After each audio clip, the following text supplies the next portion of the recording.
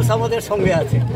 জনগণ গণতন্ত্র রক্ষা করতে চায়, ভারতের সংবিধান রক্ষা করতে চায়, যুবকরা কাজ পেতে চায়, শ্রমিকরা কাজ পেতে চায়, যার জন্য মহিলা মা বোনদের ইজ্জত লুণ্ঠন হচ্ছে। এটাকে রক্ষা করবার জন্য আমাদের পক্ষে মানুষ আছে, আমরা জিতব।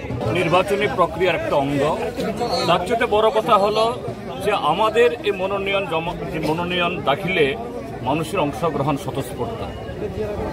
গত 28 তারিখ আমরা দেখেছি হয়তো বা লোক প্রচুর, কিন্তু সেখানে কোনো প্রাণ ছিল না, কোনো শৃঙ্খলা ছিল না, কোনো উচ্ছ্বাস ছিল না। এটা মানুষের মনকে উজাড় করে দিয়ে আজকে সারা দেশের মানুষের সামনে যে ডাক এসছে, দেশের সংবিধান, গণতন্ত্র, ধর্মনিরপেক্ষ কাঠামোকে রক্ষা করার জন্য। আর গত 6 বছর ধরে ত্রিপুরা রাজ্যকে যে লুট চলছে, আর সেই লুটেরার সাথে মিশেছে আরেক দল হটকারী ঠকবাজ, যারা ত্রিপুরাসার নামে বিজেপির কাছে এই ত্রিপুরাসাদের বিক্রি করে দিচ্ছে। সেই অপমান থেকে, সেই যে ক্ষোভ থেকে এই রাজ্যকে বাঁচানোর জন্য আজকে সারা ত্রিপুরা রাজ্যের মধ্যে যে উচ্ছ্বাস, তারই কিছু প্রতিফলন আজকে এখানে হবে।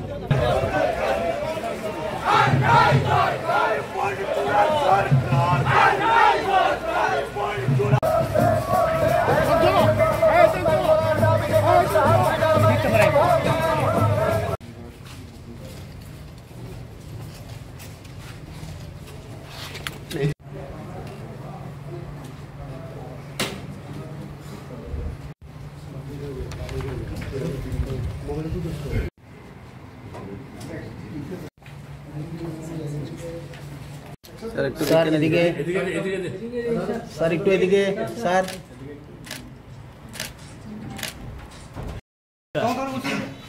আজকে আমরা এক্ষুনি নমিনেশন দাখিল করে আসলাম, তো সব কিছু জমা হয়েছে। আমাদের যে নমিনেশনের যে ফরম্যাটগুলো সব ফিল আপ করে আমরা জমা দিয়েছি সঠিকভাবে কাগজপত্র।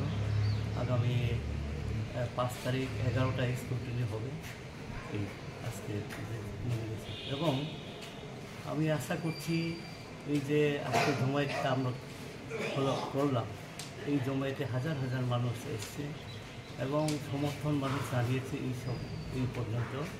এর জন্য আমরা আশা করছি ভারতবর্ষের যে সরকারিত পরিবর্তন হবে এবং এই পূর্ব আসনেও নিশ্চয়ই মানুষ আমাকে আশীর্বাদ করবেন এবং আমাকে জয়যুক্ত করবেন।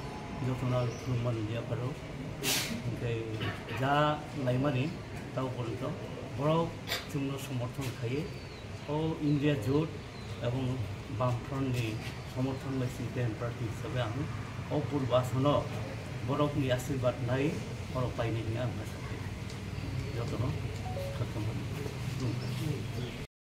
আমরা আশা করব একটা ফ্রি ফেয়ার ইলেকশন হবে, ত্রিপুরা রাজ্যের মানুষ গণতন্ত্রের প্রকৃত স্বাদ উপভোগ করবে।